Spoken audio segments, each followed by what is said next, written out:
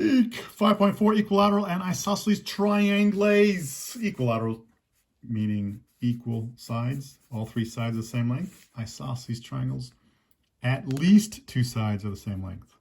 Okay, equilateral triangle, all three sides of the same length. Isosceles triangle, at least two sides of the same length. So two or three sides would be the same length. So first thing in your notebooks, what you're going to copy is this. Stop shaking here. Okay, you're going to put this in your notebooks.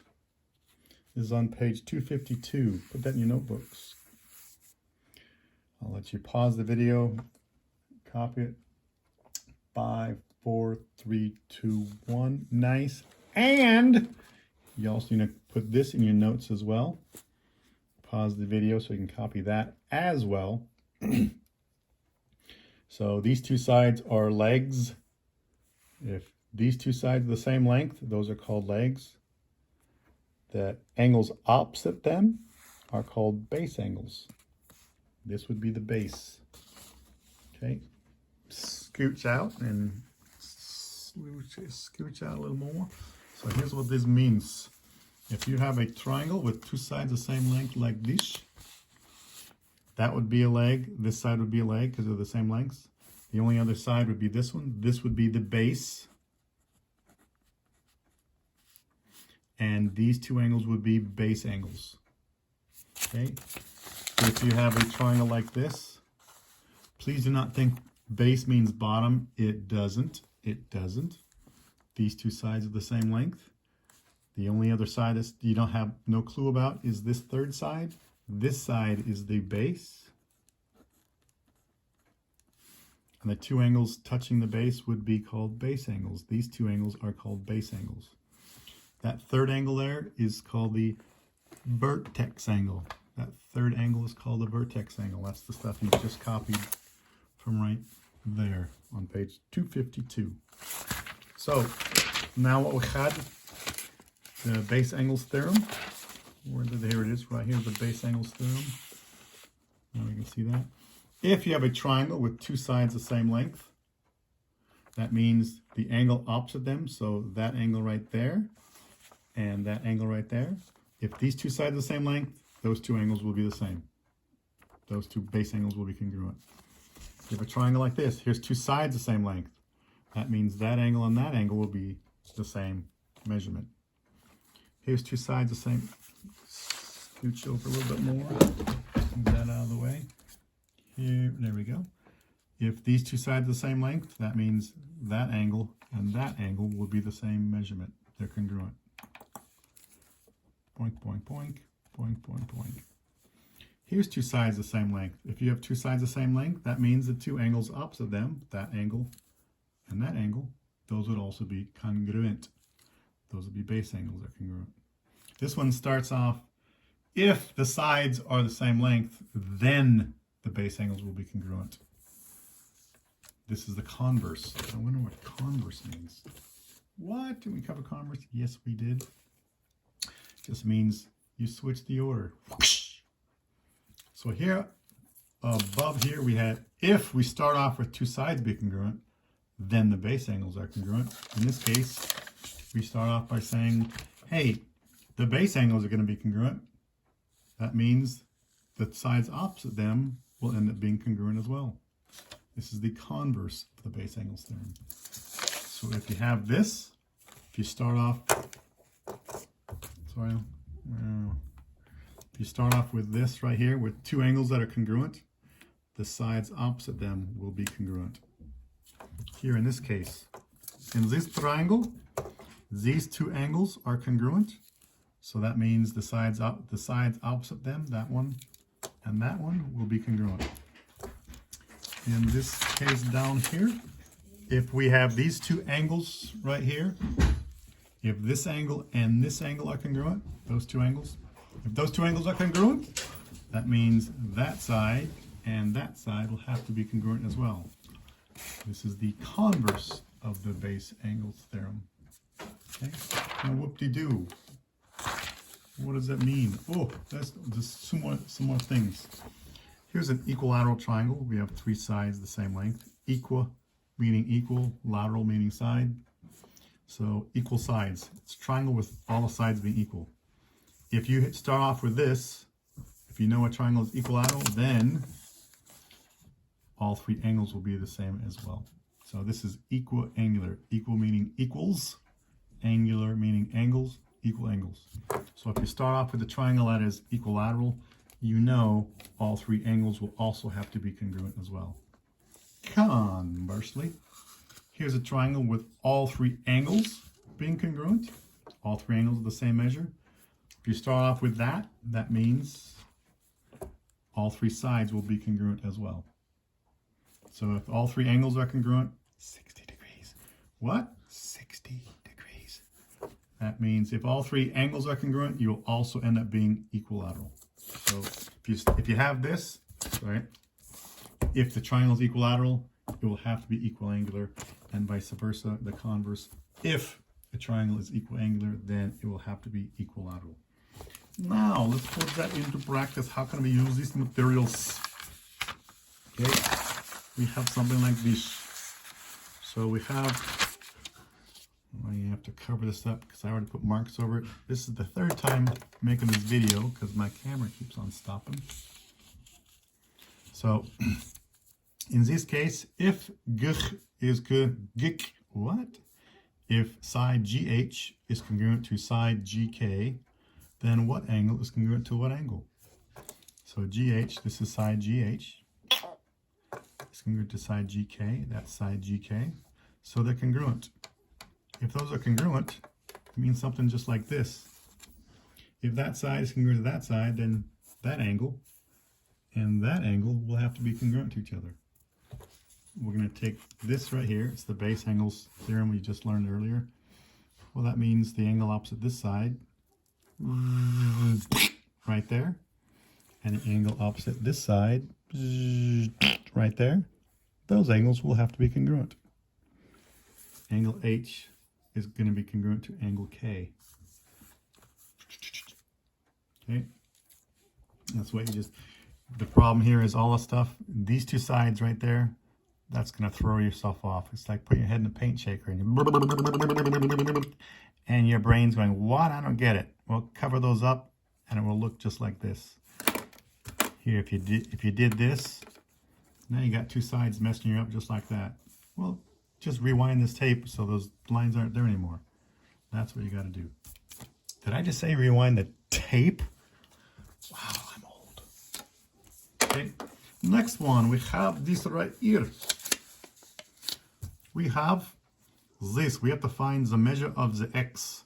We have some things like this. What do we do? What? So this book, most books don't do this, but the one we have, when you have arcs like this book, that means those angles are congruent.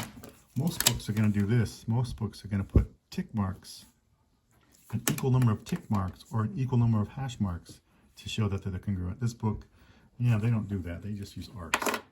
Oh well. Well, hey, that means all three angles are the same. That means all three angles, it's an equal angular polygon. It's an equal angle triangle. That means it's also going to be a...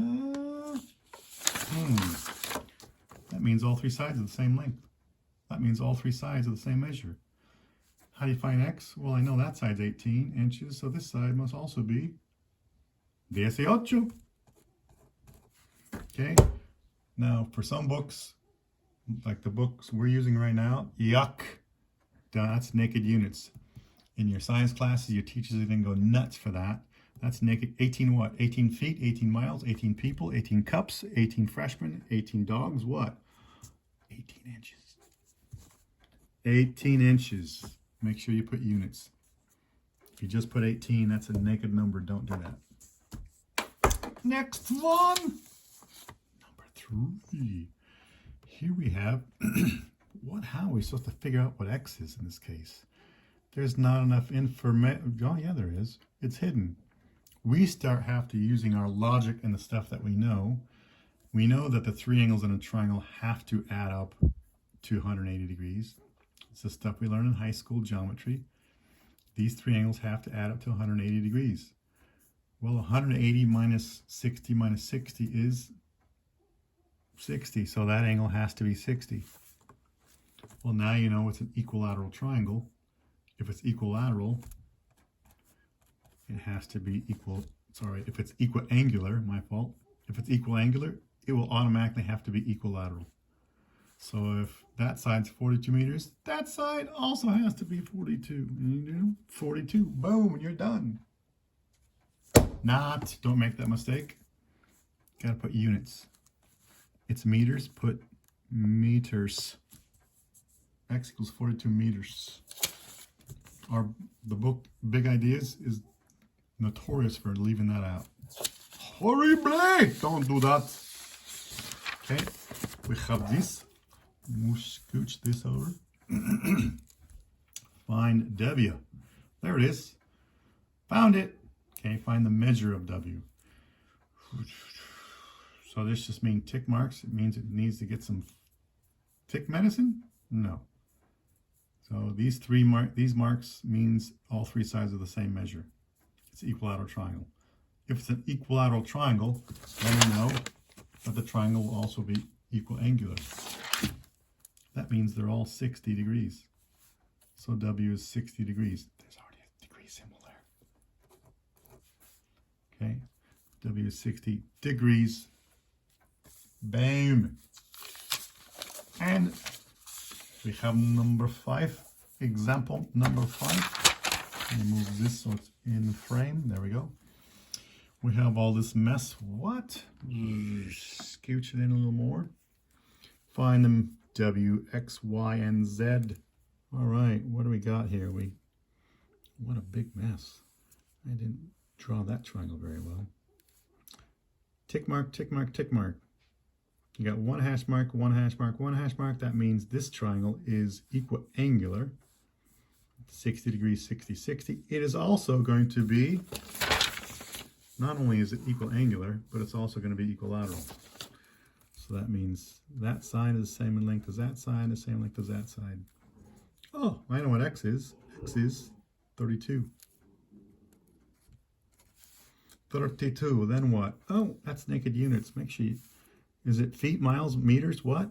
Yeah, units. Doesn't give anything, so I'm going to say it's units. 32 units. X is 32 units. It's W, what? That length is 32 units. They're all 32. So 4 times W is 32.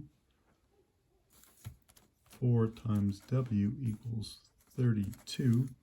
You have to use algebra and solve for W. W, when you solve for that, you're going to get 8. Don't leave it naked units. Put units there. Alrighty then. Now we have, I'm going to take the book, or in this case the piece of paper, and rotate it. Visually, this makes it easier. We know that's 60 degrees, that's 60, that's 60. I'm going to make this 60 degrees. So right now, I'm going to take this and just enlarge that. So if that's 60 degrees, that right there is 60. That's 60. This angle and this angle are a linear pair. They add up to 180. So 60 degrees, that's a 60. 60 plus what equals 180? That has to be 120. So this angle is going to have to be 120 degrees. Okay. Hi, Mina. Okay, Mina, hold on. Well, this, what heck, what? How do we, oh, look at that. We know that's 32, that's 32, that's 32. Well, there's, are both length of 32. So I'm going to put the same number of hash marks here and here because of the same length. So if you take just that little triangle right there and enlarge it, so without all the other stuff in there, they're the same length. Well, if these are the same length as the stuff we learned earlier, theorem, if these two sides are the same length, that means that angle and that angle will be congruent. So if that's 120, 120 plus this equals 180. So 180 minus that is 60. So these two have to add up to 60. And if both of these are the same, you're going to take 60 degrees divided by 2. 60 divided by 2 is 30. So that's 30 degrees, and that's 30 degrees. That's 30 degrees, and that's 30 degrees. 30 y 30. So 30 and 30. And we're done. No, make sure you put units. In this case, they're degrees. There. Now that question's done. Okay. Hey, sit. Good stuff. We're done. Good stuff. Now, Mina. Oh, here's. This is the dog that was. Hi, Mina. Say hi, Mina. Mina. Mina. Okay. Bye-bye, people.